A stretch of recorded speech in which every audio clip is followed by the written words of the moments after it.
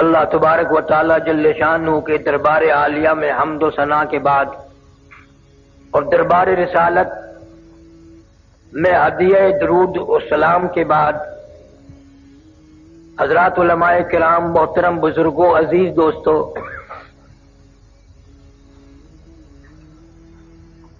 کئی مرتبہ اس مسجد میں حاضری کا اتفاق ہوا۔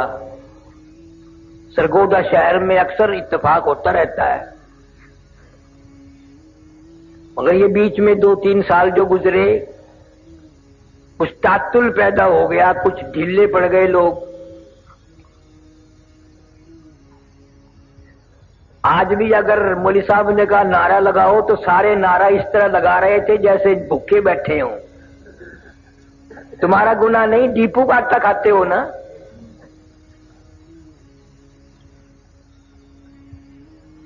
خدا کی قسم میرا عقیدہ ہے، ایمان ہے، یقین ہے کہ میری تیری زندگی میں یہ جو وقت گزر رہا ہے، ان محفل اور مجالس کا وقت جب ہمارے نامہ اعمال میں قیامت کے دن یہ وقت آئے گا تو ہر آدمی پچھتاوے گا، اے کاش ساری زندگی یوں ہی گزرتی۔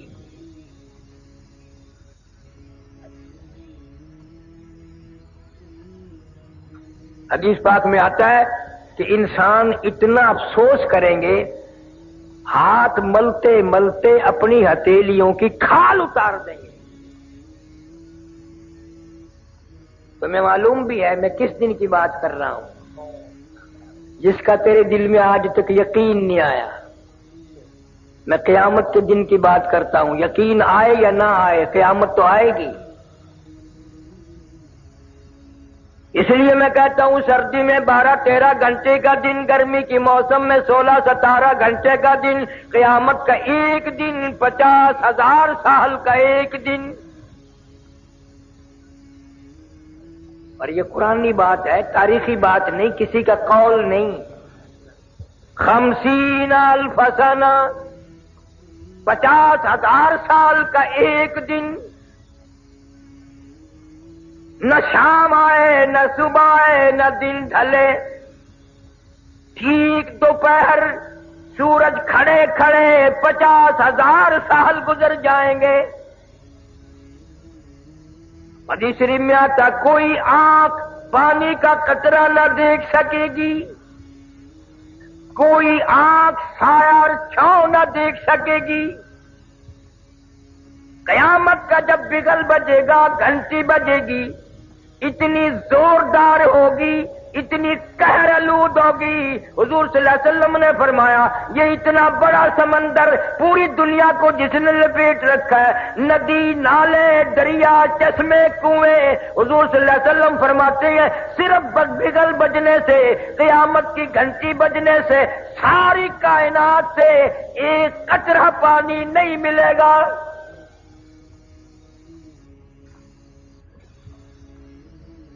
قیامت کی گھنٹی بجتے ہی سارے سمندر خشک، دریا ختم، ندی نالے ختم، کنویں چشمے ختم۔ حضور صلی اللہ علیہ وسلم فرماتے ہیں لوگ اتنے روئیں گے، اتنے پچھتائیں گے، کیا بن گئی؟ فرمایا یا ایھا الناس اتقوا ربکم ان زلزلۃ الساعۃ شیء عظیم۔ او لوگوں، بادشاہ، وزیروں، فقیروں، تاجروں، مالداروں، اتقوا ربکم، ڈرو اپنے پروردگار سے، وہ ایسا وقت لائے گا ان زلزلۃ الساعۃ شیء عظیم، یہ اتنی بڑی زمین بوریے کی طرح لپیٹ کے پھینک دی جائے گی۔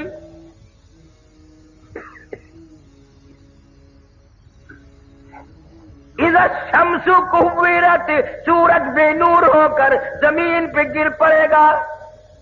وَإِذَا النُّجُومُ انْكَدَرَتْ، ستارے ٹوٹ ٹوٹ کر دھڑام دھڑام سے زمین پہ گر پڑیں گے۔ وَإِذَا الْجِبَالُ سُيِّرَتْ، یہ اتنے وزنی پہاڑ کپاس کے گالوں کی طرح ہوا میں اڑتے پھریں گے. وَتَكُونُ الْجِبَالُ كَالْعِهْنِ الْمَنفُوشِ، پہاڑوں کا وزن ختم، زمین کا وزن ختم، دریا ندی نالے سمندروں کا پانی ختم. حدیث شریف میں آتا لوگ اتنے روئیں گے آنکھوں سے پانی ختم ہو جائے گا، خون کے آنسو نکلیں گے. اتنا خطرناک وقت ہوگا، اتنا بھیانک وقت ہوگا، اتنا تباہ کن وقت ہوگا. مسلم شریف کی روایت ہے، فرمایا ایک آدمی کی زبان اتنی مارے پیاس کے باہر لٹک جائے گی اس پہ 18 آدمی کھڑے ہو سکے.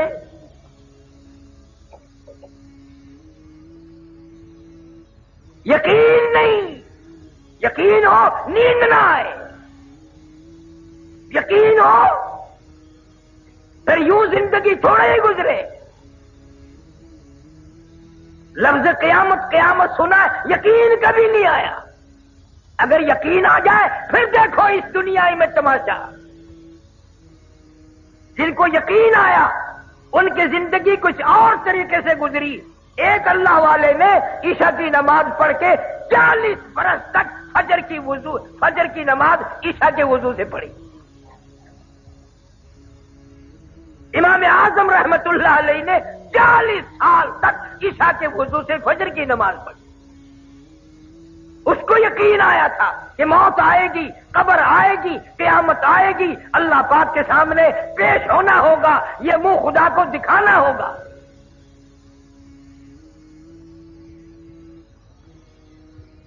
دنیا کی عدالت پہ یقین ہے کہ عدالت نے بلایا ہے جانا پڑے گا، اور خدا کی عدالت پہ تیرا یقین نہیں.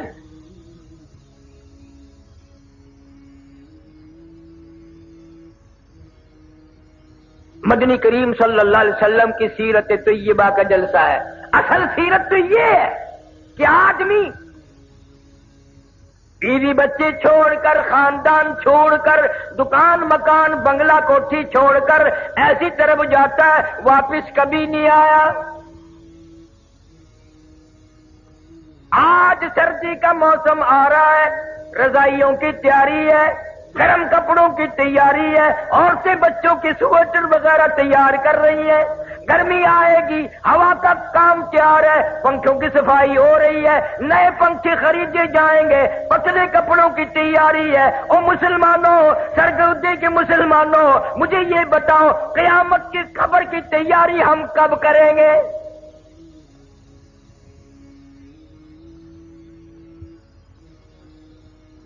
سردی کا موسم آ رہا ہے، منہ پہ کپڑا ڈال لیتے ہیں، سوتے وقت ٹھنڈ آ جاتی ہے پچھلی رات. یقین ہے صبح ہوگی میں یہ کھیس اتاروں گا میرا منہ کھلے گا، میں یہ کمبل اتاروں گی میرا منہ کھلے گا. دروازہ کمرے کا بند کرتے ہیں، یقین ہے صبح ہوگی دروازہ کھول لیں گے، باہر نکلیں گے، کپڑا بھی اتاریں گے، منہ کھل جائے گا. اس پر کبھی یقین نہیں آیا ایک دن کفن میں یہ منہ ایسا چھپے گا قیامت آ جائے گی کھلے گا نہیں، کھلے گا ہی نہیں.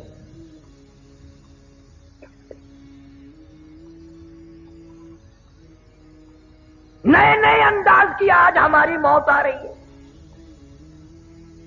رحیم یان خار شہر میں چند مہینے ہوئے ایک عالم کا انتقال ہوا، اخباروں میں بھی آیا، میں خود بھی گیا تھا. مغرب کی جماعت خود کرائی مولوی صاحب نے، اور بعد میں 2 سنتیں پڑھنے لگے. پہلی رکعت کے پہلے سجدے میں ہی موت آ گئی. سبحان ربی الاعلیٰ پڑھتے ہوئے موت آ گئی، وضو کے ساتھ موت آ گئی، سجدے میں موت آ گئی، اللہ کے حضور میں عاجزی کرتے کرتے موت آ گئی. ساری عبادات میں نماز اہم عبادت ہے، اور نماز کا مقصد سجدہ ہے، سجدے میں موت آ گئی. اب دل تو تمہارا بھی کرتا ہے سجدے میں موت آ جائے، اور مسجد میں آتے نہیں. کیا حضرت اسرائیل تجھے پکڑ کے دھڑام سے مسجد میں پھینک دے گا کہ سجدے میں گرجا میں آ رہا ہوں؟ دل کرتا ہے, تیاری کوئی نہیں کرتا.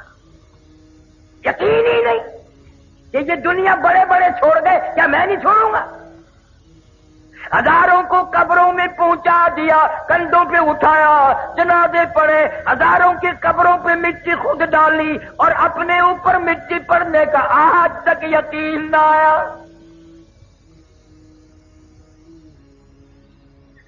ہزاروں کو میتوں کو غسل دیتے ہوئے دیکھا, غسل خود بھی دیے اور اپنا یقین کوئی نہیں. پتہ نہیں میری اس حالت میں موت آئے, غسل بھی نہ ملے, کفن بھی نہ ملے, قبر بھی نہ ملے, جنازے کی نماز بھی کوئی نہ پڑھے. حالات بن رہے ہیں, تمہارے سامنے بن رہے ہیں.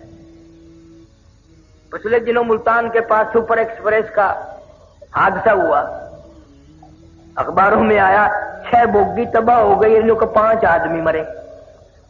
یعنی ایک آدمی 2 بوگیوں میں لٹکا ہوا تھا.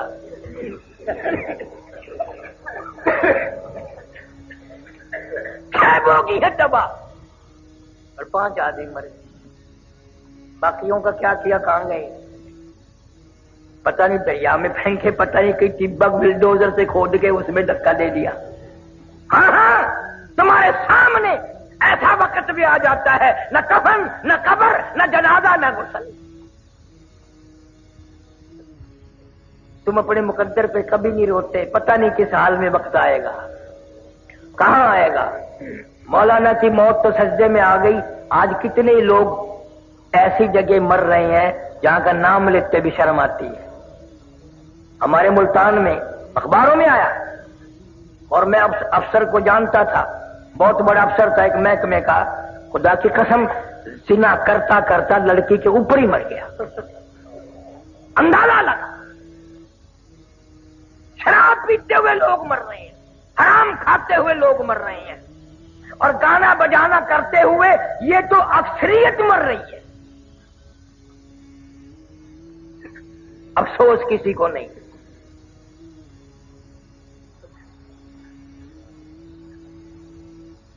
سیرت النبی صلی اللہ علیہ وسلم کا ایک بہت بڑا عنوان ہے.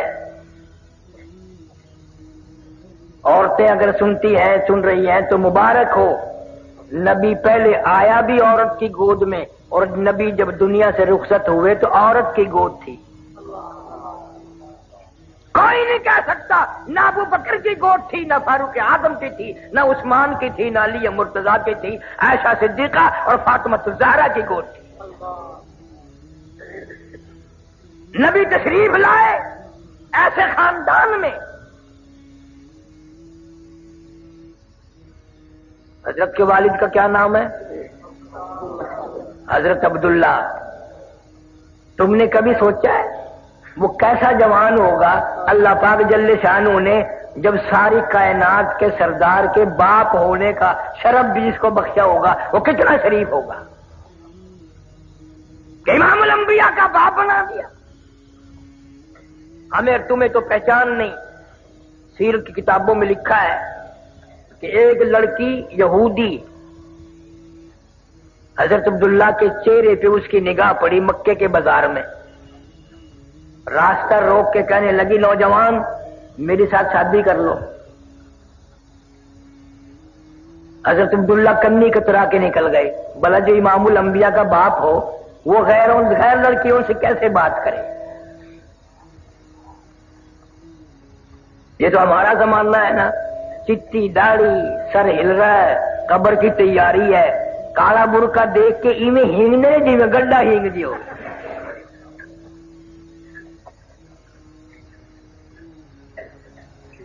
یہ بڑے میاں قبر کی تیاری کر رہے ہیں.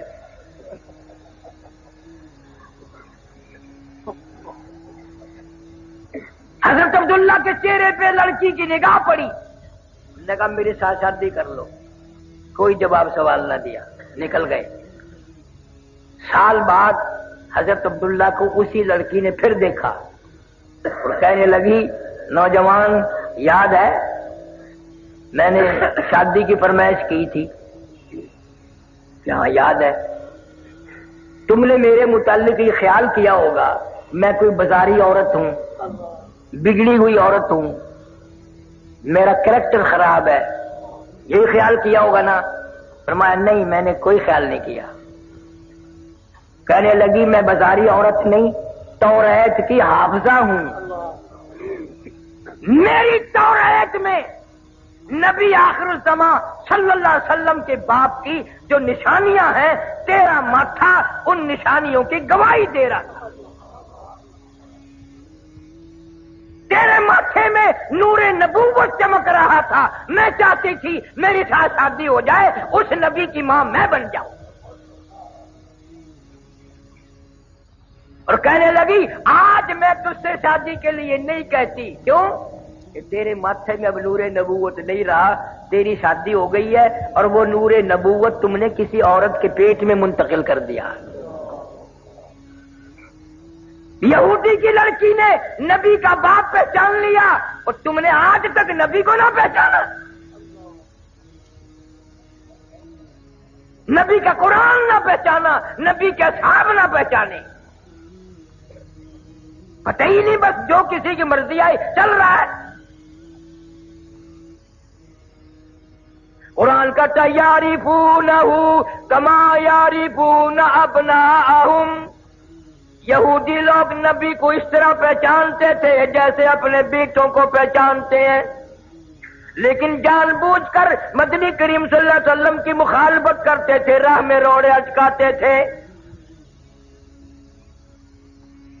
خدا کی قسم سرگودی کے مسلمانوں، تم نے کبھی سیرت کی کتابوں کا مطالعہ نہ کیا، تم نے صرف شعر سنے، یہ سنا نبی اتنا حسین تھا، نبی اتنا خوبصورت تھا، ہمارے نبی اتنے ماجبی تھے، اس قدر حلیہ اچھا تھا، یوں تھا یوں تھا، مگر تم نے یہ کبھی نہ سوچا وہ کیا بات تھی جب اس چہرے پہ جس کی قرآن میں اللہ نے قسمیں کھائی ہیں، مکے والوں نے اس چہرے پہ پتھر مارے۔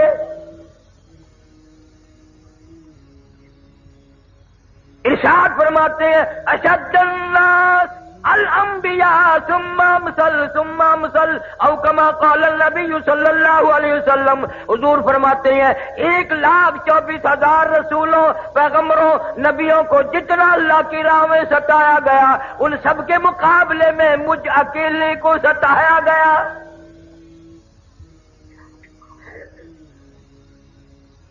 امی عائشہ صدیقہ رضی اللہ تعالیٰ عنہ فرماتی ہیں میری آنکھ نے مدینہ منورہ میں رہتے رہتے 3 چاند دیکھ لیے، لگاتار 3 مہینے گزر گئے، نبی آخر الزمان صلی اللہ علیہ وسلم کے چولہے میں آگ نہ جلی۔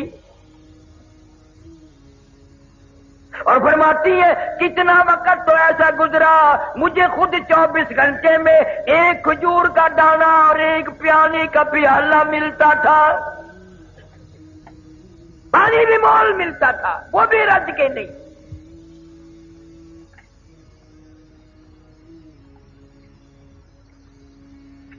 کتنی تکلیفیں اٹھائی ہے اس یتیم مکہ صلی اللہ علیہ وسلم نے، کلمہ ضرور اس کا پڑھتا ہے مگر پہچان نہیں کرتے تم، کوشش ہی نہیں کی، نہ عورتوں کو پتا ہے نہ مردوں کو پتا ہے کس طرح اس اللہ والے کی زندگی گزری۔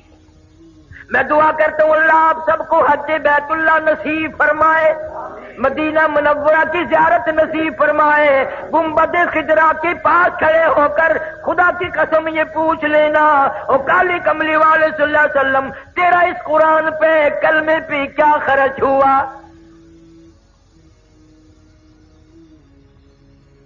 جناب ابو بکر صدیق رضی اللہ تعالیٰ عنہ فرماتے ہیں میں اپنے گھر سے نکلا، اچانک میں بیت اللہ شریف کی طرف نکلا، میرے کانوں میں شور کی آواز آئی، لڑائی جھگڑے کی آواز آئی، میں سمجھا قبیلے آپس میں لڑے ہوں گے، خاندان آپس میں جھگڑتے ہی رہتے ہیں، لیکن حرم میں جب میں پہنچا، میں بیت اللہ میں پہنچا، میں خانہ کعبہ میں پہنچا، میری آنکھ نے دیکھا سارا مکہ مارنے والا ایک یتیم مکہ مار کھانے والا،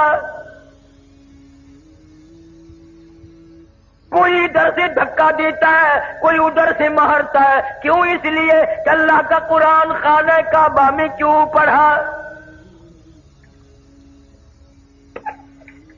صدیق اکبر رضی اللہ تعالیٰ عنہ فرماتے ہیں میں نے ظالموں کو ادھر ادھر ہٹایا، بڑا منع کیا، اور یوں بھی میں نے کہا اتقتلون رجلا ان یقول ربی اللہ، کیا اس جرم میں ایک آدمی کو قتل کرنا چاہتے ہو؟ اس کا قصور یہی ہے، گناہ یہی ہے، وہ کہتا ہے کہ رب میرا اللہ ہے۔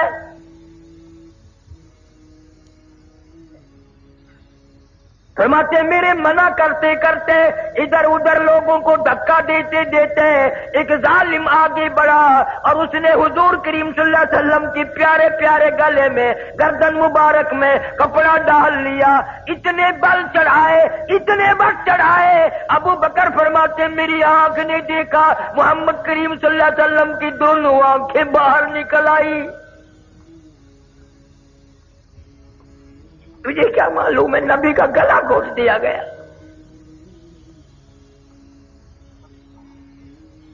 صدیق اکبر رضی اللہ تعالیٰ عنہ فرماتے ہیں اس ظالم کو میں نے ہٹایا، بڑی مشکل سے آپ کے گلے میں سے کپڑا نکالا، ایک اور کمینے نے آ کر آپ کے گردن مبارک میں کپڑا ڈال کر اتنا زور سے جھٹکا مارا، میری آنکھ نے دیکھا حضور صلی اللہ علیہ وسلم کے منہ مبارک میں جھاگ آ گئے۔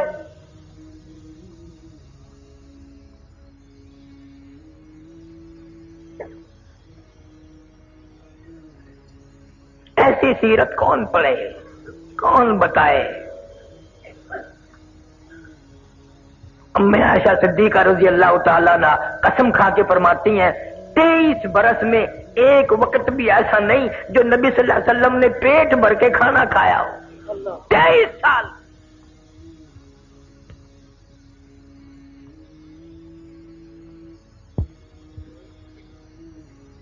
مکہ مکرمہ میں حضرت عثمان رضی اللہ تعالیٰ عنہ کو پتہ چلا کہ آج آپ کا 5ویں دن کا فاقہ ہو گیا۔ حاضر خدمت ہوئے، کھانا پکا کر ساتھ لائے، کچا ریشن بھی ساتھ لائے، اور ایک بات کہی حضرت عثمان نے رضی اللہ تعالیٰ عنہ کہ یا رسول اللہ صلی اللہ علیہ وسلم آپ نے 5 دن کا فاقہ کاٹا ہے، مجھے کیوں نہیں خبر کری جبکہ آپ کو یہ معلوم ہے کہ میرا مال بھی آپ کا ہے اور یہ میری جان بھی آپ کی ہے صلی اللہ علیہ وسلم۔ کون آج کہے گا یہ مال میرا نہیں ہے، نبی کا ہے، یہ جان میری نہیں میرے نبی کی ہے؟ اور اتنا ادب کیا عثمان نے سارے کہہ دو رضی اللہ تعالیٰ عنہ کہ ساری امت کو شرمندہ کر دیا، ساری امت کو شرمندہ کر دیا عثمان نے۔ یہ ہاتھ جو کلمہ پڑھتے وقت مرید بھی کس کا بنا؟ امام الانبیاء صلی اللہ علیہ وسلم کا۔ مرید بھی دیکھو، پیر بھی دیکھو، جو ہاتھ بیعت کرتے وقت، مسلمان ہوتے وقت، کلمہ پڑھتے وقت نبی کے ہاتھ پہ رکھا تھا، قسم کھا کے فرماتے ہیں ساری زندگی اس ہاتھ کی اتنی حفاظت کی، ساری زندگی میں کبھی استنجے کی جگہ اس ہاتھ کو نہیں لگنے دیا، شرمگاہ کو کبھی نہیں لگنے دیا۔ کیوں؟ یہ وہ ہاتھ ہے جو نبی کے ہاتھ پہ رکھا تھا۔ کون ایسا ادب کرے گا؟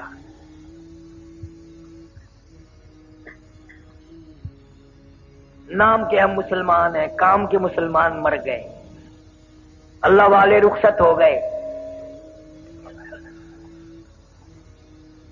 ساری زندگی جنہوں نے اطاعت رسول میں گزاری۔ حضرت جنید بغدادی رحمت اللہ علیہ کے پاس ایک آدمی آیا اور سال بھر رہا، اور سال کے بعد چلا تو آخری ملاقات کر کے کہنے لگا حضرت اس لیے آیا تھا کہ حضرت کی کوئی کرامت دیکھوں گا، مجھے تو کوئی کرامت نہیں معلوم، وہی خالی جا رہا ہوں۔ تو حضرت جنید بغدادی رحمت اللہ علیہ نے فرمایا کہ کرامت تو میری تنے کوئی دیکھی نہیں، یہ بتا کوئی میرا کام حتیٰ کہ تھوکنا بھی سنت کے خلاف دیکھا؟ سنت کے خلاف دیکھا کوئی میرا کام؟ کہ نہیں جی۔ فرمایا یہی تو سب سے بڑی کرامت ہے کہ زندگی بھر حضور صلی اللہ علیہ وسلم کی غلامی میں کٹ جائے۔ آج ان باتوں کو کرامت کون مانے؟ اب تو ایسا دور ہے کرتے سے ننگا آدھا ولی، پجامے سے ننگا پکا ولی۔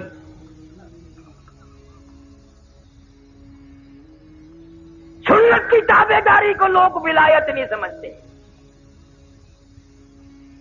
ہمارے اکابر علماء دیوبند نے حد کر دی تقوی میں، پرہیزگاری میں، علم میں، عمل میں، برتاؤ میں، جہاد میں۔ مولانا مظفر حسین کاندھلی رحمت اللہ علیہ قریب کے زمانے کے بزرگ گزرے ہیں۔ نواب حیدرآباد، نواب ملیر کوٹلا، نواب گوالیر، یہ مسلمان نواب جو تھے یہ آپس میں اکٹھے ہوتے، آپ باتیں چلتی ہیں، ایک دوسرے کو کہتے ہیں تیری کمائی حرام ہے، تیری کمائی ٹھیک نہیں ہے، قسم خدا کی۔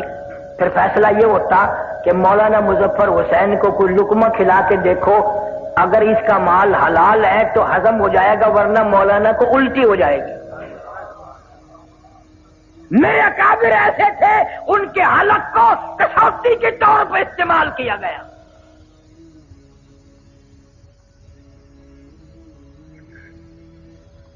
کاندھلے سے اونٹ کیا کرائے پہ مولانا مظفر حسین کاندھلی رحمت اللہ علیہ نے دلی جانے کے لیے، ریل سیل نہیں تھی،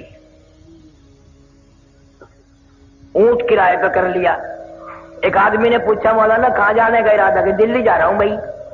یوں جیب میں سے رکا نکالا کاغذ کا، میرا یہ کاغذ تو دے دینا فلانے آدمی کو۔ مولانا فرمانے لگے ٹھہر جا، کیوں؟ کہ میرا سامان بھی دیکھ اونٹ والا دیکھ گیا ہے اور میرا قد بھی اس نے دیکھ لیا ہے، اس سے اجازت مانگوں گا کہ جو سامان میں دکھا چکا ہوں اس سے ایک کاغذ زیادہ تیرے اونٹ پہ وزن رکھنے کی اجازت ہے کہ نہیں؟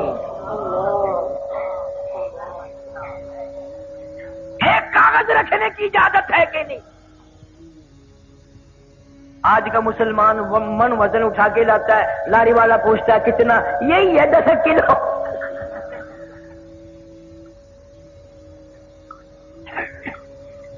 اچھے والے لوگ آپ کا ٹکٹ گاڑی میں لے لیتے ہیں، چیٹی آتا ہے نہیں نیچے کو یوں کو ڈال۔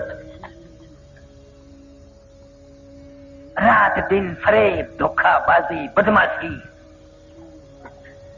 مولانا مظفر حسین کاندھلی رحمت اللہ علیہ نے دلی سے بہلی کرائے پہ کی، بیلوں والی کاندھلے آنے کے لیے۔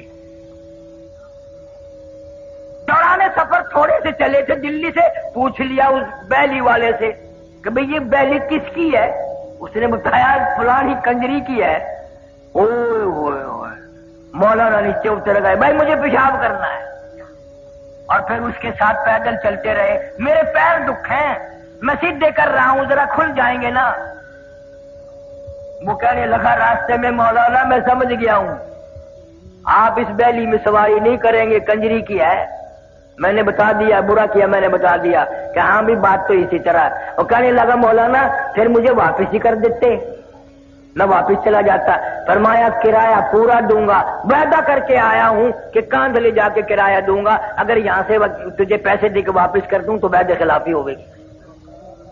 یہ سن کر بیلی میں چڑھے ہی نہیں کہ یہ کسی کنجری کی ہے۔ اور آج کا دور دیکھو، مولوی کو پیسے دے جائے کنجری، دعا کرنا اللہ برکت دے، مولوی صاحب نے جوڑی پھیلا رکھی، یا اللہ اس کے کاروبار میں برکت کر۔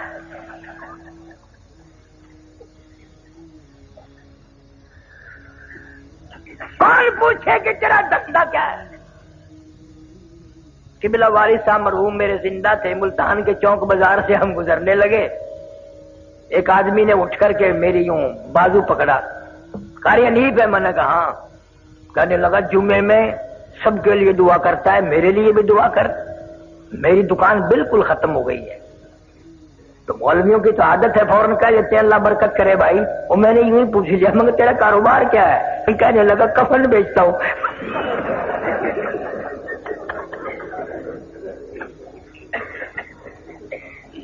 میں نے تو کاروبار بدل لے، لوگ مرے تو تیرا دھندا چلے، میں کیوں دعا کروں کہ اللہ لوگوں کا بیڑا غرق۔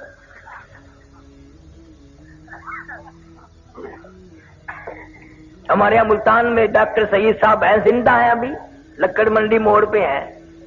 انہوں نے جب کتنے سال کی بات ہوگی، پہلے جب دکان کھولنے کا پروگرام بنایا تو میرے دوست مجھے بھی لے گئے کہ جی ڈاکٹر صاحب دکان کھول لیں گے، دعا کرو. بوتلیں پلائی، بوندی کھلائی، پکوڑے کھلائے، اور پھر وہ شیخ ستار مجھے کہ اللہ کرے صاحب دعا کرو، اللہ کرے دکان چنگی چلے. میں کبھی بوتل کے پیسے لے لو، مٹر کے لے لو، میں تو دعا نہیں کرتا. بھائی لوگوں کا بیڑا کرا کو بیمار پڑے تو اس کی دکان چلے، میں کیوں دعا کرتا؟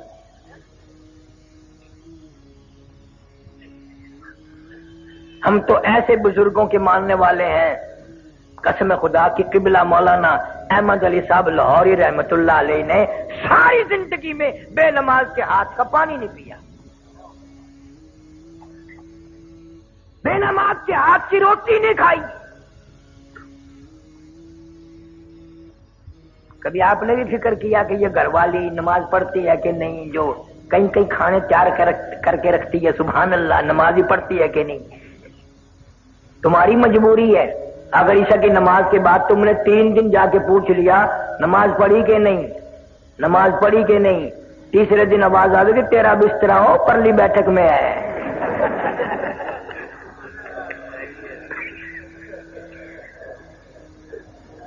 کون پوچھے؟ اب تو بلکہ ماحول ایسا بن گیا، مرد غلام ہے عورتوں کے. اس گھر سے نکلتا نکلتا کہتا ہے میری روٹی نہ پکائیے، ہوٹل سے کھا لوں گا. اب گھر والوں کو تم کبھی ہاتھ دھونے کے لیے، نماز کے لیے کہہ بھی دو گے، ہوٹلوں پہ ایسے چھوکرے آٹا گوندتے ہیں، آٹا ملتے ملتے کبھی آگے سے کھجایا کبھی پیچھے سے کھجایا، نمک ڈالنے کی ضرورت ہی نہیں رہتی.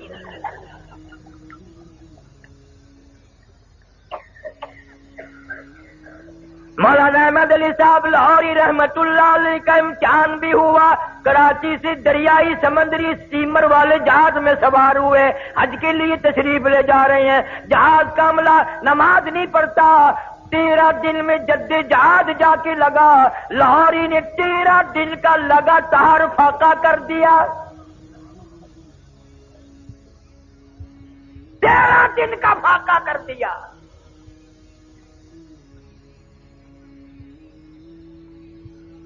تم ہوتے یا میں ہوتا نا وہاں، ویسے ہی روٹی پکانا. اجی ارادہ تو ہے نا نماز پڑھنے کا انشاءاللہ.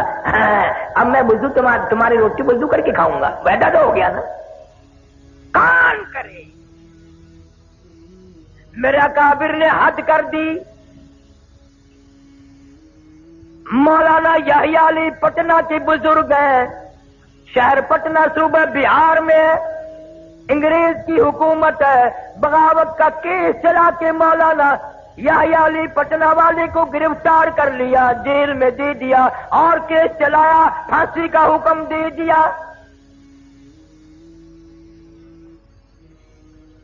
سپرڈنٹ جیل نے انگریز گورنمنٹ کو خبر دی کہ یہ مولوی جب سے پھانسی کی کوٹڑی میں آیا ہے، ہم اس کا روز وزن کرتے ہیں، اس کا روز بروز وزن بڑھ رہا ہے اور چہرے پہ نکھار آ رہا ہے. کلکتے سے ٹیلی گرام آیا بیوی بیگم کی طرف سے، میں بڑی بیمار ہوں، رانچی جیل میں ہے مولانا آزاد، بڑی بیمار ہوں، مجھے امید نہیں بچنے کی، میرا آخری وقت ہے، خدا کے لیے کسی طرح ضمانت پہ آ جاؤ، میرا منہ دیکھ جاؤ، اپنا منہ دکھا جاؤ. مولانا آزاد نے جوابی ٹیلی گرام دے دیا، اگر تیرا وقت آ گیا کلمہ پڑھتی ہوئی چلی جا، درود پاک پڑھتی ہوئی چلی جا، استغفار کرتی ہوئی چلی جا، قرآن کی تلاوت کرتی ہوئی چلی جا، میں تجھ سے ملنے کے لیے، تیرا منہ دیکھنے کے لیے، انگریز جیسے کمینے سے ضمانت کی بھیک مانگنے کو تیار نہیں. اگر تیرا آخری وقت آ گیا انشاءاللہ میری تیری کل حوض کوثر پہ ملاقات ہوگی. غیرت دیکھ علماء دیوبند کی. مولانا حسین احمد مدنی سارے کہہ دو رحمت اللہ علیہ. 11 جنازے گھر سے اٹھے.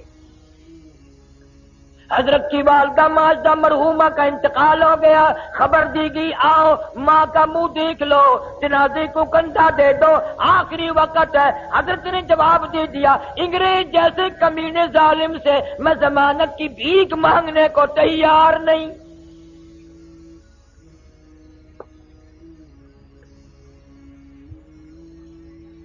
پچھلے سال، اس سال تو میں نہیں جا سکا، پچھلے سال میں لندن میں تھا بیان کے لیے، ادمرا یونیورسٹی میں لے گئے، بڑے بڑے بادشاہوں کے لڑکے وہاں پڑھتے ہیں، تو ایک پروفیسر انگریز اردو بولتا تھا، مجھے کہنے لگا کہ قاری صاحب آپ پاکستان سے ہیں؟ میں نے کہا جی ہاں۔ کہ آپ مولانا احمد علی لاہوری، عطا اللہ شاہ بخاری، مولانا حسین احمد مدنی، مولانا آزاد ان کو جانتے ہیں؟ میں نے کہا کیوں نہیں جانتے؟ قسم پروردگار کی باوضو بیٹھا ہوں، مجھے وہ تعجب کر کے انگریز کہنے لگا آپ قسم کھا کے بتائیں مجھے، کیا یہ واقعی آدمی تھے، یہ انسان تھے؟ میں نے کہا تیرا کیا خیال ہے؟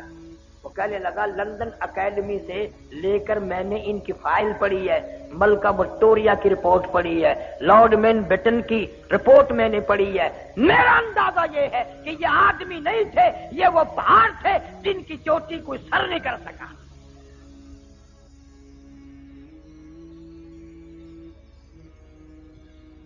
آج اس دور میں ہر آدمی کی تمنا ہے انگریز بن کے مروں، انگریزی لباس، انگریزی کپڑے، انگریزی برتن۔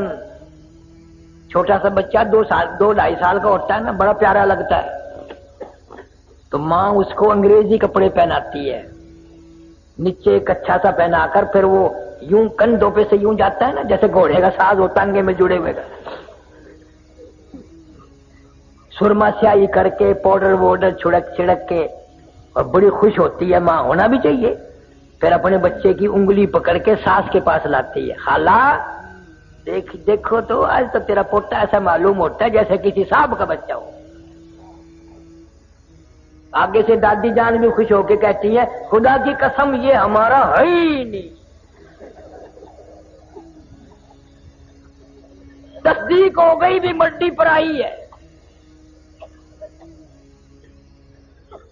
اندازہ لگاؤ جس قوم کی یہ ذہنیت ہو، جن کا مزاج یہ ہو، کس طرح ہدایت ہوگی، کس طرح ہم لوگ ایمان کے ساتھ مریں گے، کس طرح کلمہ نصیب ہوگا۔ مولانا جعفر تنیسری رحمت اللہ علیہ میری کرنال ضلع کا راجپوت برادری کا آدمی صاحب جگیر ہے، بیعت کر لی، مرید بن گیا حضرت شیخ الہند رحمت اللہ علیہ کا۔ فوراً مصیبت آئی۔ آج تو لوگ اس لیے کسی پیر کے مرید ہوتے ہیں چلو 2-4 دن میں خلافت ہی مل جائے گی۔ ایک پیر سے میں نے پوچھا کہ بزرگ نے جو تجھے خلافت دی کہاں ملا تھا؟ کہنے لگا گڈی میں سفر کر رہا تھا، وہ بھی میں بھی، اترتے ہوئے خلافت دے گئے۔ پتہ نہیں دال ریوڑی تھی یا دال کراری بیچتے ہیں نا، وہ خلافت ہی بیچ گیا، اتنا سستا سودا۔ حضرت شیخ الہند رحمت اللہ علیہ جزیرہ انڈمان میں 4 سال کی قید کر دی انگریز نے، جا کے جہاز سے اترے، انگریز آگے آگے چلا اور کہنے لگا میرے پیچھے پیچھے آؤ میں راستہ بتاؤں گا۔ حضرت شیخ الہند وہی کھڑے ہو گئے، فرمانے لگے بدبخت تو ہمارے آگے کیوں چلتا ہے؟ جب تک تو آگے چلے گا میں یہی ٹھہرا رہوں گا، ہمارے پیچھے رہ کر بتا دائیں مڑنا ہے بائیں مڑنا، انگریز آگے ہو میں پیچھے ہرگز نہیں چلوں گا۔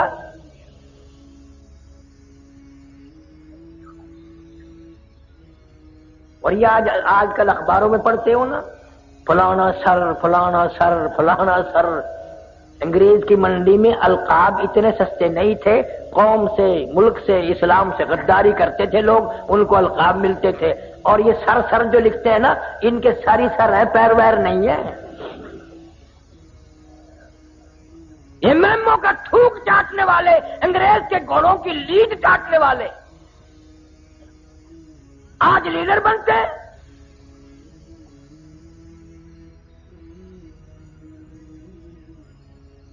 وہی ذہنیت ہے ان کی۔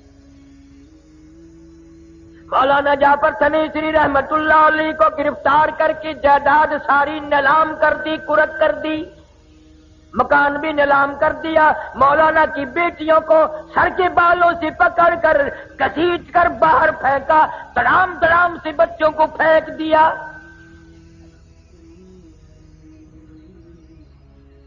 راجپوت برادری کی بیٹی ہے مولانا کی بیوی. لکھا ہے کہ کئی انگریز سر کے بال پکڑ کر گھسیٹتے ہوئے لائے اور مار پھینک کا مارا. مولانا فرماتے ہیں مجھے بڑا فکر تھا اس بات کا کہ گرفتار تو ہو گیا ہوں، کیسے گزرے گی، اکیلا رہوں گا. فرماتے ہیں جب امبالے شہر کی مجھے جیل میں لے جایا گیا، آگے کیا دیکھتا ہوں، مولانا یحییٰ علی وہی بزرگ جس کی میں نے بات بتائی، پٹنہ والے آگے بیٹھے ہیں اور مولانا حمید اللہ صورت والے، دو بزرگ آگے بیٹھے.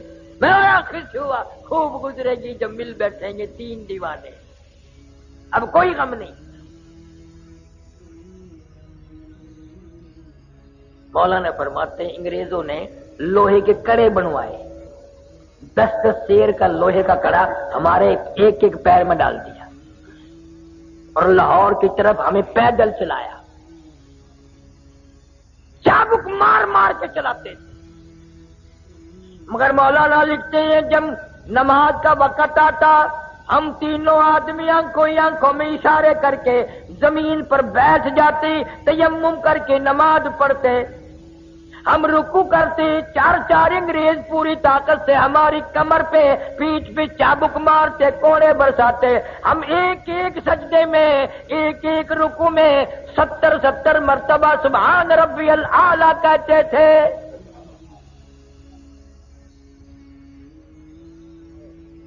اور فرماتے ہیں اس سجدے میں جو مزہ آیا تھا وہ زندگی بھر نہ آیا. پھر آج کل تم کیسی نماز پڑھتے ہو؟ میں ایک جگہ جلسے پہ گیا، مجھے لوگ کہنے لگے ہمارے مولوی صاحب کو سمجھائیے. میں نے کیا سمجھاؤں کہ اتنا لمبا سجدہ کرتا ہے، ہم کئی مرتبہ منہ اٹھا کے دیکھا ہے، فوت تو نہیں ہو گیا.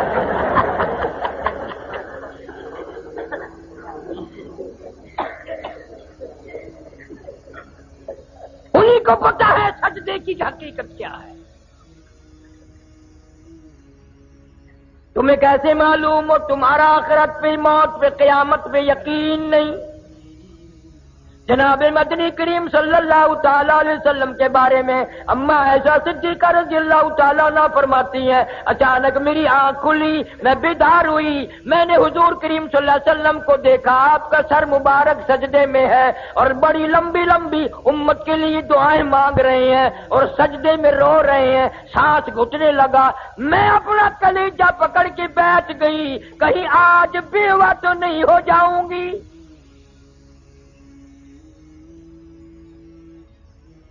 اور فرماتی ہیں سجدے میں حضور صلی اللہ علیہ وسلم اتنے روئے، میں نے سجدے کی جگہ بعد میں ہاتھ پھیرا، میرا ہاتھ نبی کے آنسوؤں میں تر ہو گیا.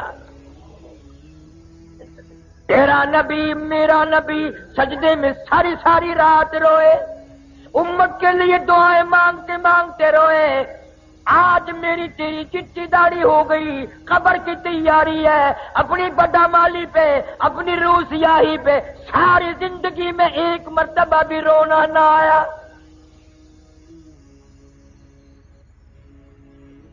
اس لیے کہتا ہے 2 دن کی زندگی پہ نہ اتنا اچھل کے چل،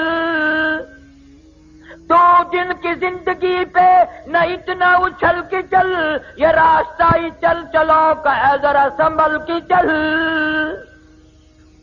بڑے چلے گئے یہاں تیرے جیسے پیر پیٹ کے، تو بھی جائے گا. اور مجذوب کہتا کہ دفعتاً سر پہ جب آ پہنچے اجل، دفعتاً سر پہ جب آ پہنچے اجل، پھر کہاں تو اور کہاں دار العمل. جائے گا یہ بے بہا موقع نکل، پھر نہ ہاتھ آئے گی یہ عمر بے بدل.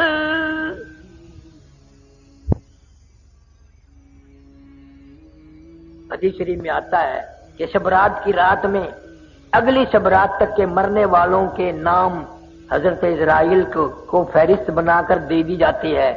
قسم پروردگار کی ہم یہ جتنا مجمع بیٹھا ہے پتہ نہیں کس کس کا نام اس فہرست میں آ چکا ہے، کس کس کے لیے آخری سال ہے، کس کس کے لیے آخری مہینہ آ چکا ہے، کس کس کے لیے آخری سردیاں آ چکی ہیں.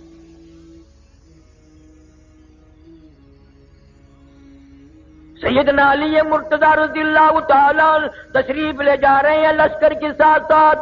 قبرستان راستے میں آ گیا، اپنے شاگردوں سے ہٹ کر قبرستان میں جا کھڑے ہوئے اور رونے لگے اور قبر والوں کو کہنے لگے، اور قبر والوں ہمارا تو یہ حال ہے، اموالکم قسمت، جو تم نے مال جمع کیا تھا وہ تقسیم ہو گیا، نساؤکم زوجت، کل تیری بیوی تیرے بغل میں پڑھ کے کہتی تھی میں تیری ہوں میں تیری ہوں، تیرے مرنے کی دیر تھی، اب کسی اور سے شادی رچا لی، اس کو کہہ رہی ہے میں تیری ہوں میں تیری ہوں،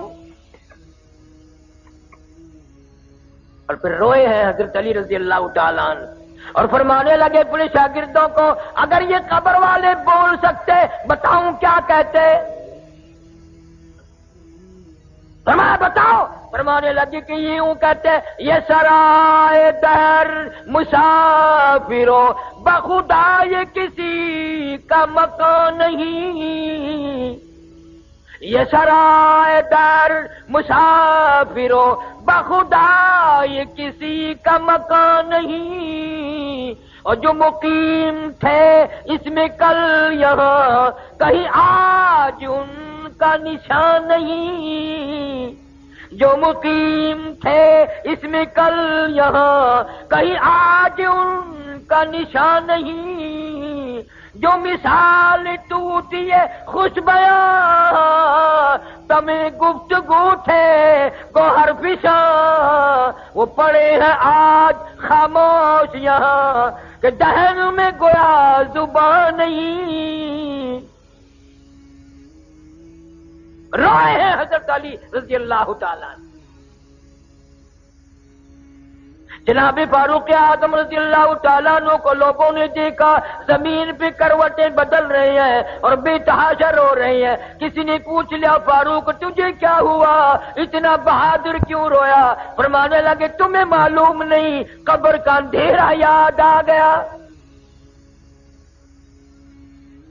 جناب عثمان رضی اللہ تعالیٰ قبر کو دیکھتے وہیں بیٹھ گئی، اتنے روتے داڑھی سے آنسو گزر کر زمین پہ ٹپکتے۔ پوچھا امیر عثمان اتنے کیوں روئے؟ تمہیں تو 10 مرتبہ حضور صلی اللہ علیہ وسلم نے جنت کا ٹکٹ عطا فرمایا، آپ کیوں روئے؟ فرمانے لگے اس قبر کو دیکھ کر یوں روتا ہوں، اس اندھیری کوٹڑی میں آئے بغیر گزارا نہیں۔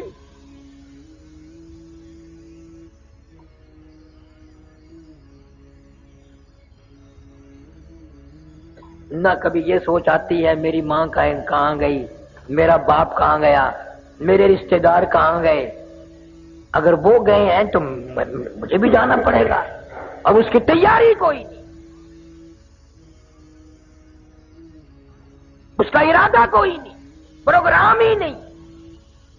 حضور صلی اللہ تعالی علیہ وسلم نے صحابہ کرام کا مجمع دیکھا اور فرمانے لگے لوگوں تمہیں اپنی زندگی کی کس قدر امید ہے؟ ایک صحابی کہتا ہے مجھے امید ہے فجر کے بعد ظہر پڑھوں گا، ظہر کے بعد عصر پڑھوں گا۔ ایک صحابی کہنے لگا عصر کے بعد مغرب کی امید ہے، ایک نے کہا مغرب کے بعد عشاء کی امید ہے۔ حضور صلی اللہ علیہ وسلم نے فرمایا بڑی لمبی امیدیں باندھ رکھی ہیں، اپنا پیر مبارک اٹھایا، قدم مبارک اٹھایا، فرمایا یہ جو میں نے قدم اٹھایا ہوا ہے مجھے معلوم نہیں زمین پہ رکھا بھی جائے گا کہ نہیں، جو پانی کا گھونٹ میرے منہ میں موجود ہے مجھے معلوم نہیں اندر جائے گا یہ پہلے موت آ جائے گی، جو لقمہ میرے منہ میں ہے پتہ نہیں وہ پیٹ میں جائے گا یا باہر آ جائے گا، مجھے اتنا پتہ نہیں، میرا تیرا کیا بنے گا؟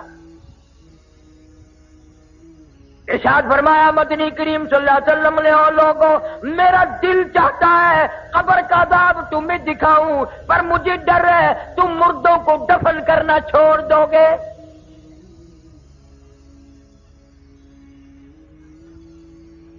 تم قبرستان سے گزرتے ہو، ہاتھ میں ٹیپ ہے، گانا لگا ہوا ہے اور تیری نگاہ کبھی نہیں پڑی، اندھا ہو کے وہاں سے گزر جاتا ہے کہ اس قبر میں کون ہے، اس قبر میں کون ہے، اس قبر میں کون ہے۔ فنا ہو گئی دنیا، ہم نے بڑی بڑی کوٹیاں سنسان ہوتی دیکھی، بڑے بڑے بنگلے ویران ہوتے دیکھی، ہم نے ملک کے ملک ویران ہوتے دیکھے۔ قرآن کہتا ہے وَكَمْ أَهْلَكْنَا قَبْلَهُمْ مِنَ الْقُرُونِ وَكَمْ أَهْلَكْنَا قَبْلَهُمْ مِنَ الْقُرُونِ۔ میری زمین پہ فساد نہ کرو، میری زمین پہ زنا نہ کرو، میں نے تم جیسے کتنے ملک برباد کر دیے۔ جب آدمی عورت ہو مرد ہو زنا کر کے چلتے ہیں، خدا کی قسم حضور صلی اللہ علیہ وسلم نے فرمایا اللہ کی زمین اللہ سے عرض کرتی ہے یا اللہ اجازت دے میں لقمہ بنا کر نکل جاؤں، پلیت قدموں سے یہ میرے اوپر چل رہے، قتل کر کے شراب پی کے زنا کر کے بدماشی کر کے میرے اوپر چل رہے ہیں۔ قرآن کہتا ہے وَوُضِعَ الْكِتَابُ فَتَرَى الْمُجْرِمِينَ مُشْفِقِينَ مِمَّا فِيهِ وَيَقُولُونَ يَا وَيْلَتَنَا مَا لِهَذَا الْكِتَابِ۔ قیامت کے دن الگ الگ صفحے بنے گی، ہر آدمی اپنا نامہ اعمال ہاتھ میں لے کے کھڑا ہوگا، اور یہ پہچان ہوگی قیامت کے دن سجدے ہاتھ میں اعمال نامہ مل گیا تو کامیاب ہو گیا، اور کھبے ہاتھ میں ملا تو ہار گیا۔ اور شاہ عبدالعزیز محدث دہلوی رحمۃ اللہ علیہ لکھتے ہیں میری طرف دیکھو کہ یوں چھاتی کو چیر کر اور یہ ہاتھ اس میں سے گزار کے یوں پیچھے سے نامہ اعمال پکڑایا جائے گا۔ قرآن ہے وَأَمَّا مَنْ أُوتِيَ كِتَابَهُ وَرَاءَ ظَهْرِهِ فَسَوْفَ يَدْعُو ثُبُورًا وَيَصْلَىٰ سَعِيرًا۔ ہار گیا، پھنس گیا، اعلان ہوگا وَامْتَازُوا الْيَوْمَ أَيُّهَا الْمُجْرِمُونَ۔ ظالموں اور زانیوں اور بدماشوں حرام خوروں ملاوٹ کرنے والوں الگ ہو جاؤ، آج نیک بندوں کے پاس تمہیں کھڑا ہونے کی اجازت ہے۔ تجھے کبھی فکر ہوا کہ پتہ نہیں میرا وارہ کدھر لگے گا؟ لِيَمِيزَ اللَّهُ الْخَبِيثَ مِنَ الطَّيِّبِ، نیک و بد میں جدائی کر دی جائے گی۔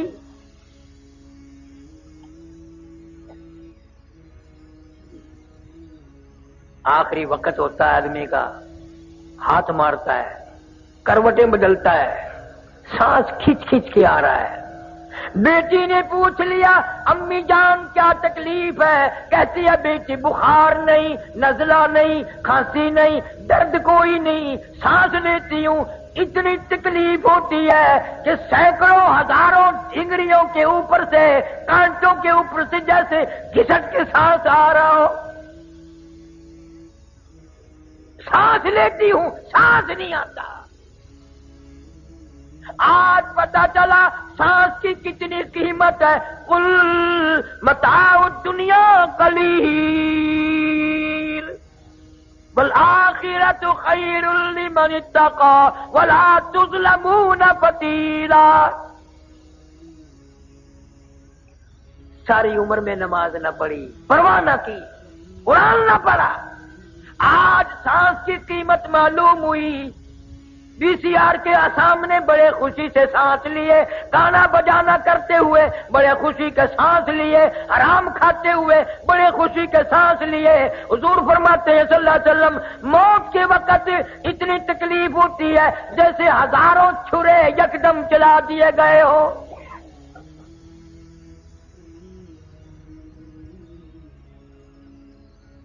میرا تیرا کیا حال بنے گا؟ امی عائشہ صدیقہ رضی اللہ تعالیٰ عنہ فرماتی ہیں حضور صلی اللہ علیہ وسلم کا آخری وقت ہے، میری گود میں آپ کا سر مبارک تھا، پسینے آئے اور آپ نے مجھ سے پانی مانگا۔ فرماتی ہیں میں پانی لے کے آئی، میرے محبوب کو پیاس لگی ہوگی، اشارہ فرمایا کہ یہاں رکھ دے، قریب میں نے رکھ دیا۔ فاطمہ تو زہرا فرماتی ہے میرا جگر پھٹنے لگا، میں نے دیکھا میرے ابا پانی میں ہاتھ بھگو کر اپنے چہرے انور پہ یوں چھینٹے مارنے لگے۔ حضرت عائشہ فرماتی ہے میں نے رو دیا، محبوب کیا بنی، یہ گھبراہٹ کیسی، یہ پسینے کیسے؟ یوں فرمایا میری عائشہ تو نہیں جانتی موت کتنی گھبراہٹ والی ہے۔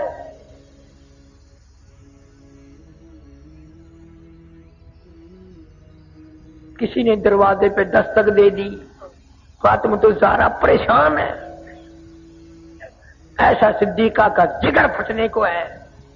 آواز آئی ہل ادخلوک فی البیت، کیا میں گھر میں آ سکتا ہوں؟ نبی کی بیٹی پریشان ہے، غصے میں کہہ دیا ہم پریشان بیٹھے ہیں، دیہاتی کہیں کے، کمار پاگل، تجھے اجازتوں کی پڑی ہے؟ حضور صلی اللہ علیہ وسلم کو افاقہ تھا، یوں بیٹی کا ہاتھ پکڑ کے فرمایا بیٹی کس کو دیہاتی کہتی ہو، کس کو گوار کہتی ہو، کس کو پاگل کہتی ہو؟ یہ تو اسرائیل ہے، اس نے تو آج تک کسی سے اجازت مانگی ہی نہیں، یہ تو تیرے ابا کا مقام ہے جو اجازت مانگ رہا ہے۔ اذا جاء اجلها لا يستاخرون ساعة ولا يستقدمون، اس نے کبھی کسی سے اجازت نہیں مانگی، اجازت مل گئی، تشریف لے آئے، اللہ پاک کا سلام عرض کیا اور فرمایا اللہ نے بلایا ہے، میں تیار ہوں۔ روح مبارک قبض کرتے کرتے ابن حشام لکھتا ہے جب گھٹنوں کے قریب پہنچے سرکار نے فرمایا اسرائیل تکلیف ہو رہی ہے۔ عرض کیا میری کیا مجال ہے، میری کیا جرت ہے، میں آپ کو تکلیف دوں؟ خدا کی قسم ڈوب کر مر جائیں ہم مسلمان کہلاتے ہوئے، امتی کہلاتے ہوئے، اتنا وفادار نبی درمیان میں ہے، جان نکل رہی ہے۔ فرمایا اسرائیل تیرا تکلیف دینے کا پروگرام نہیں، ارادہ نہیں، منصوبہ نہیں، مجھے اتنی تکلیف ہو رہی ہے ساری زندگی میں کبھی نہیں ہوئی۔ امت کے جن لوگوں کو دکھ دے گا ان کا کیا حال بنے گا، جن کو تکلیف دے گا ان کا کیا حال بنے گا۔ میری حسرت ہے، میری تمنا ہے، میرا ذوق ہے، میرا شوق ہے پوری امت کا عذاب آج میں محمد صلی اللہ علیہ وسلم کی چھاتی پہ ختم کر لے۔ ان کی وفا دیکھ اور اپنی جفا دیکھ، تو نبی کی شکل پہ راضی نہیں، نبی کی صورت پہ راضی نہیں، نبی کے قرآن پہ راضی نہیں، موت کے درمیان میں بھی تیری یاد ہے۔ اما عائشہ صدیقہ رضی اللہ تعالیٰ عنہ فرماتی ہیں میری گود میں سر مبارک تھا، روح مبارک قبض ہوتی ہوتی آواز پست ہو گئی، سانس بھی بند ہو گیا، بالکل میں نے چہرے کی طرف دیکھا، ٹکٹکی باندھ کے میں دیکھ رہی تھی، لب پھر بھی حرکت کرتے تھے، میں نے یوں کان لگا دیا سنو تو صحیح کیا فرما رہی ہیں۔ فرماتی ہے یہی آواز تھی ربی حبلی امتی، ربی حبلی امتی، مولا میری امت کو معاف کر دے۔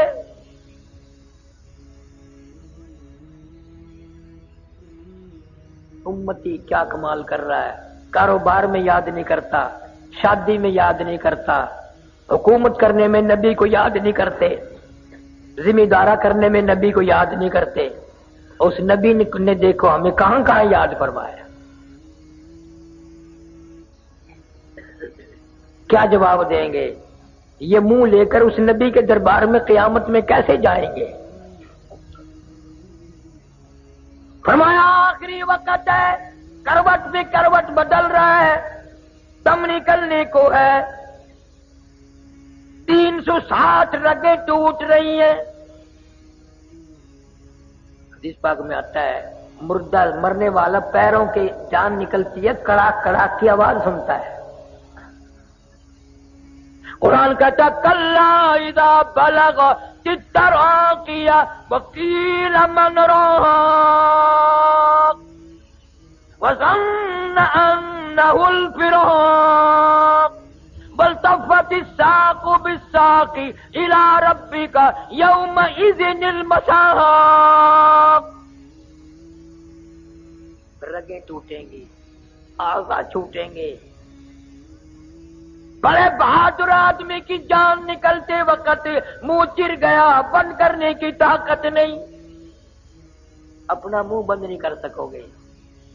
آنکھ چری رہ گئی، بند نہیں کر سکتے، انگلی بند رہ گئی، کھول نہیں سکتے، دونوں پیر الگ الگ ہو گئے، ان کو ایک جگہ اکٹھے نہیں کر سکتے، وہ دوسرا آدمی پکڑ کے کپڑا وپڑا باندھ کے اکٹھے کر رہا ہے۔ کتنا مجبور، کتنا لاچار، کتنا بےکس، کتنا بے بس۔ پھر مرنے والے کو تختی پہ ڈال لیا غسل دینے کے لیے، غسل دینے والا کپڑے اتارنے لگتا ہے تو آواز آتی ہے چور ہے جسم اتنا،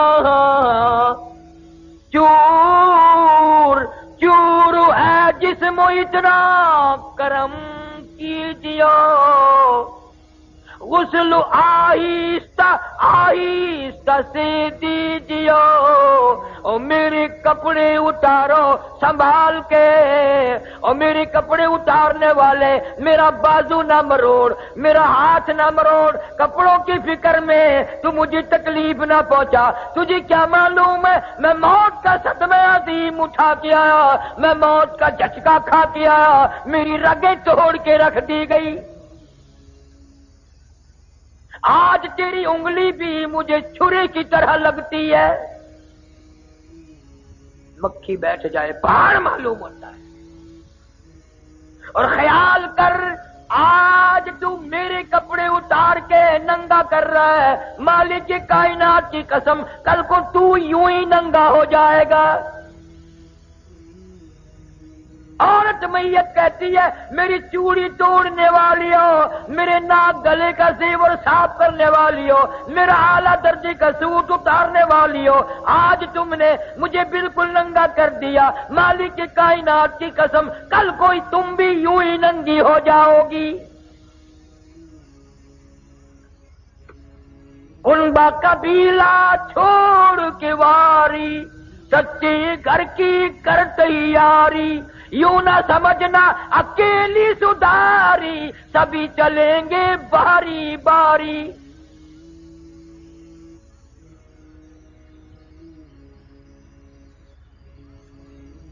آج نماز نہیں، قرآن کی تو تلاوت کی توفیق ہی نہیں رہی، نہ عورتوں کو نہ مردوں کو۔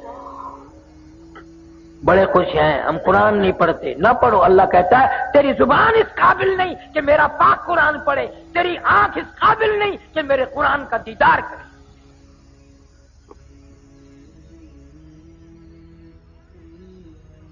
یہ ہے نبی کی سیرت صلی اللہ علیہ وسلم، جس نے ساری زندگی امت کے لیے اتنے دکھ اٹھائے ہیں، اگر میں تذکرہ کروں خدا کی قسم جگر پھٹ جائیں، کلیجے چر جائیں، اتنی بڑی بڑی مصیبتیں اٹھائی ہیں خاندان نے، بیٹیوں نے۔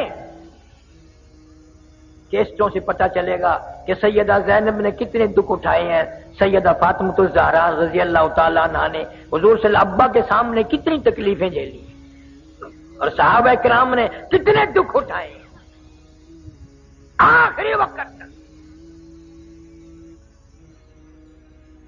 آج ہم سنتوں پہ عمل کرنے کے لیے تیار نہیں، ہمارے گھروں سے مان جاؤ، میرے بھی تمہارے بھی، ہمارے گھروں سے سنتوں کے جنازے نکل گئے، جنازے اٹھ گئے۔ وضو نہیں، نماز نہیں، دینی تعلیم نہیں، اثر نہیں، بات نہیں دین کی۔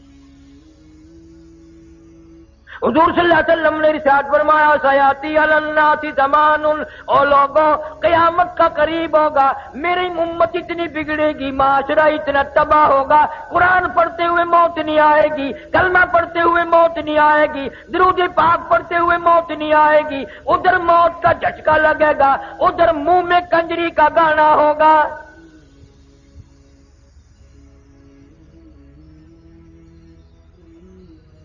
آج بازار میں دکان دکان سے، مکان مکان سے، ہر ویگن، ہر بس، ہر ٹرک، ہر لاری سے، اب تو ہر ٹرالی سے کنجری کی آواز آ رہی ہے۔ مسلمان کے منہ سے کلمہ نہیں نکلتا، مان جاؤ لاکھوں مر رہے ہیں، ایک کے منہ سے کلمہ نہیں نکلتا۔